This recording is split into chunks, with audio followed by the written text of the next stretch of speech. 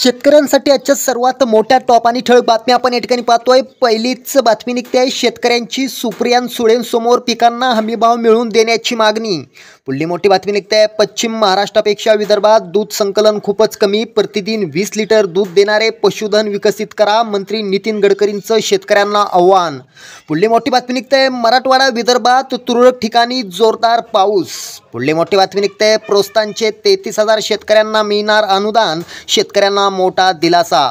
पुढली मोठी बातमी निघते आहे, शेतकऱ्यांच्या कर्जमाफीसाठीचे आंदोलन स्थगित, मंत्रालयात बैठकीचे आयोजन करण्याचे दिलीप वळसे पाटील यांचे आश्वासन।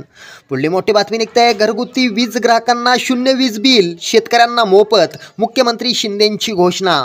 पुढली मोठी बातमी निघते आहे, बीडमधून शेतकऱ्याची पोरगी झाली फौजदार, गावकऱ्यांनी मिरवणूक काढत जेसीबीने केली फुलांची उधळण।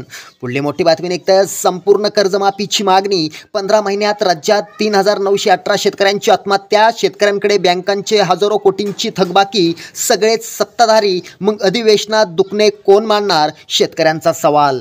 पुढली मोठी बातमी निघते आहे, शेतकऱ्यांसाठी गोड बातमी आहे, पीक विम्याचे 371 कोटी रुपये शेतकऱ्यांच्या बँक खात्यात वर्ग, मात्र 73,000 शेतकरी अपात्र। शेतकऱ्यांसाठी या होत्या सर्वात मोठ्या टॉप आणि ठळक बातम्या। धन्यवाद।